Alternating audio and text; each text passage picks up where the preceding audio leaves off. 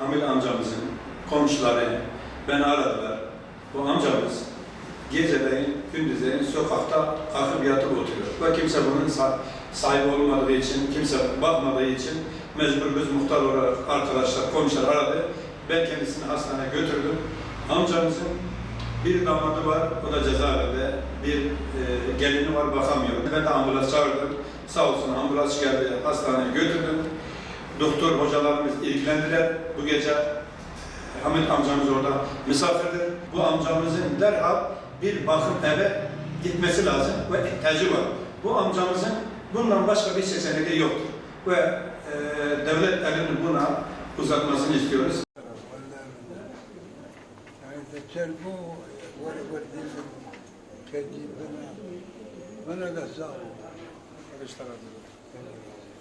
Ali amca, Ha baba. söyle.